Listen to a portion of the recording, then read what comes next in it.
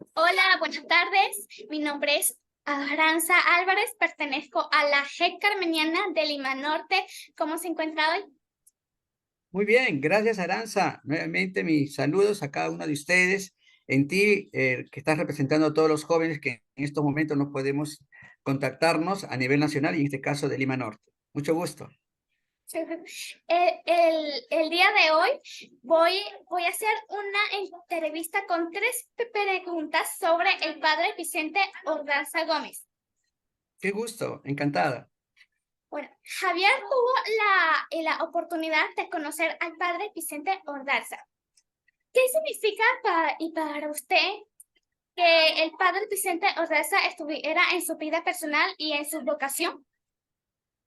Bastante, bastante, hija, bastante, porque él fue mi maestro en aula de educación religiosa y posteriormente se convirtió en mi acompañante, asesor, porque nos invitaba a formar grupo de este grupo maravilloso, la Juventud Estudiantil Católica.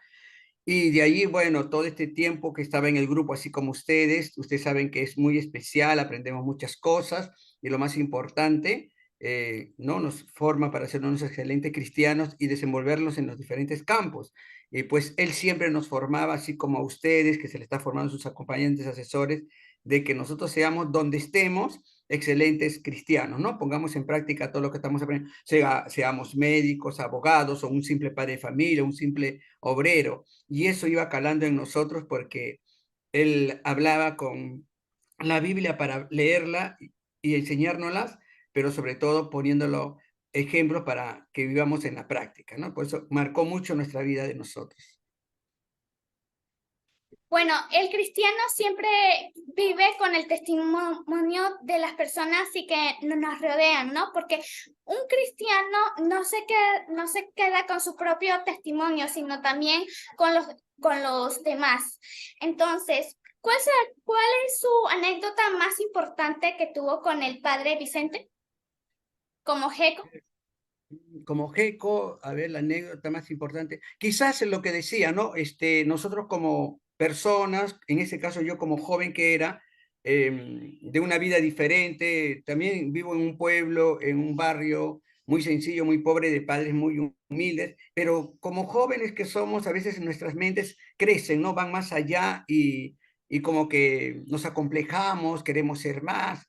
Entonces yo también tenía esa visión, pero con él iba aprendiendo de que tenemos que pisar tierra, ser sencillo, vivir lo que somos y alegrarnos lo poco que tenemos y sobre todo ayudar porque la felicidad está en ser persona, en tener valores y no en riquezas, no en cosas materiales. Entonces, nos fuimos a un famoso encuentro, jornada, como se llaman ahora, ¿no? Entonces, fue un campamento de 3 días. Y recuerdo que mi mami también fue, como muchos de ustedes, que su papá apoya en la cocina.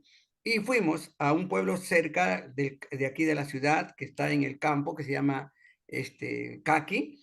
Y bueno, entonces llevamos muchos zapallo y todo era zapallo. Entonces, ya te imaginas como joven que era yo, igual como tú, comer todos los días zapallo, comer ya te imaginas, ¿no? Los platos no es como en casa, todos donde podemos ubicarnos. El dormir era terrible, teníamos que dormir en el suelo. Primera vez que yo conocí un campamento que hay que dormir en el suelo y no había colchón, solamente era un cartón. Yo me acuerdo que discutía y peleaba ahí con algunos muchachos por un pedazo de cartón y en sí yo pensaba, ¿no? No, de repente no lo comenté o de repente sí. Yo decía, ni más vengo, ¿qué es esto? Ni más vengo, a esto he venido, ¿no? Entre sí. O de repente lo comenté a algún compañero.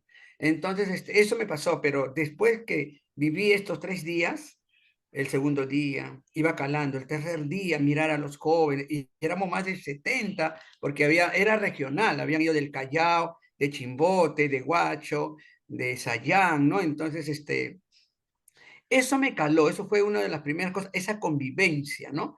Y lo otro puede ser la misma vida del sacerdote, ¿no?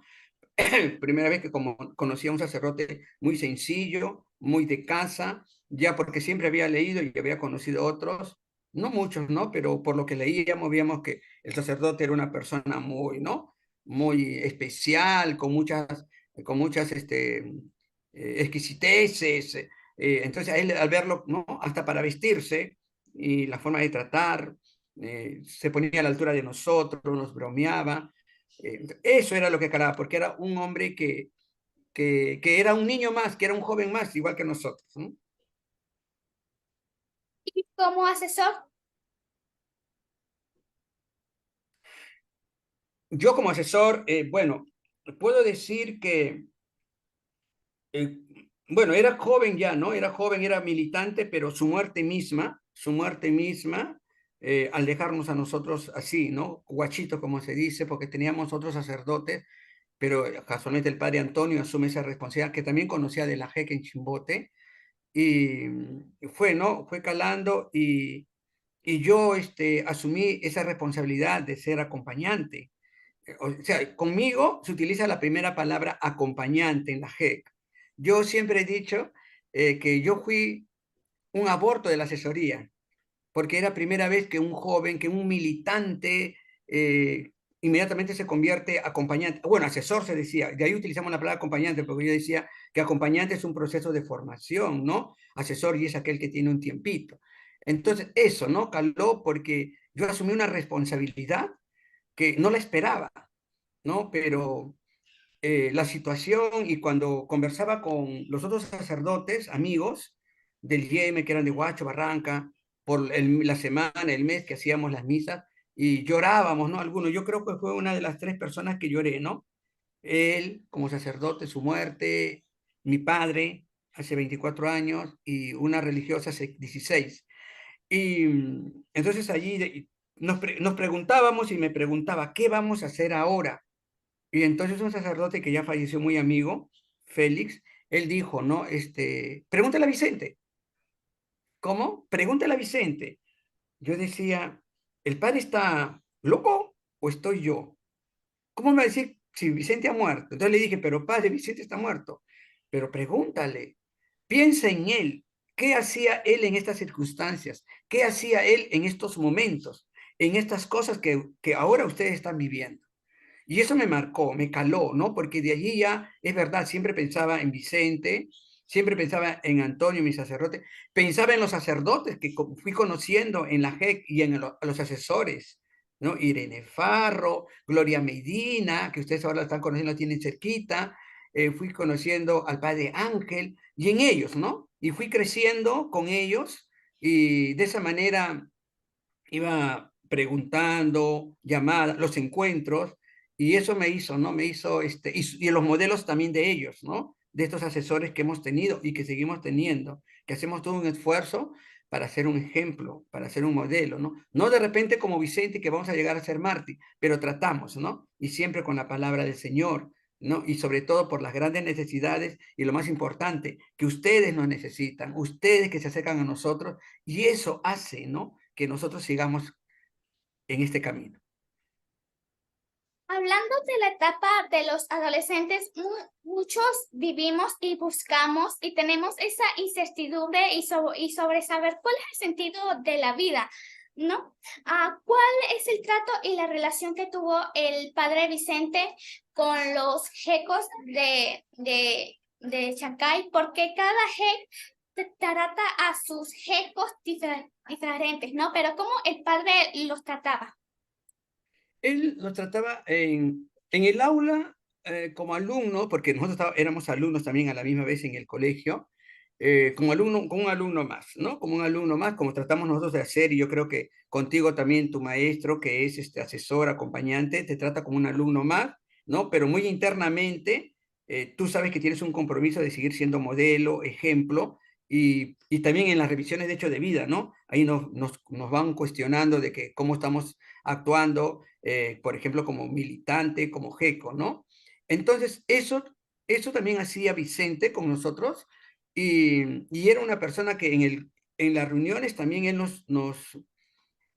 nos recomendaba, nos aconsejaba, muy aparte de las charlas, las reuniones, nos explicaban los cantos, porque a nosotros como jóvenes nos gustaba tal canto y tal, no, ¿por qué? Pero padre, no este, y nos explicaba el sentido de la canción, lo que significaba. Y cuando no íbamos, algunos gecos no llegábamos a la reunión, él se preocupaba. Terminaba la reunión, a todos nos llevaba. Tenía un carrito, un Volkswagen, creo que entrábamos como 8 o 10 uno encima de otro, y iba de casa en casa a dejarnos. Nos iba a dejar de casa en casa, él mismo bajaba del carro, tocaba la puerta o abrían la puerta y ya estaba dentro.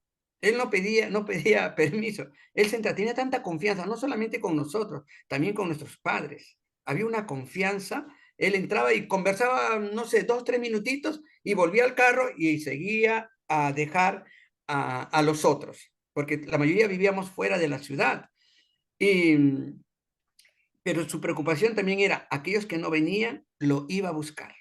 ¿Qué pasó? ¿Por qué no ha venido? Tocaba la puerta y a los papás a preguntar, ¿qué pasó? ¿No vino? ¿No? En este caso, Giovanna, Javier, ¿no? Susi, Paco. Entonces preguntaba y él tenía mucha, ¿cómo te puedo decir? Éramos ya parte de él, ¿no? Creo que si no estábamos nosotros, él se sentía mal, incómodo, como un verdadero padre, creo, ¿no? Un padre como son nuestros papás, que si no llegas ya está preguntando, ¿y a qué hora viene la niña? ¿A qué hora viene el joven? ¿A qué hora viene nuestro hijo? ¿Dónde está?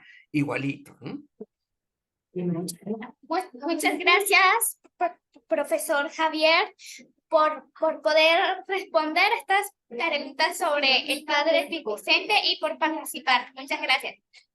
A ti muchas gracias y contigo nuevamente mi saludo para todos los jóvenes, para todos los jecos que verán esta grabación y una forma especial para ustedes. Que Dios quiera, ojalá el próximo domingo me pueda dar un saltito, que van a tener su jornada el 10 y pueda ahí saludarlos a cada uno.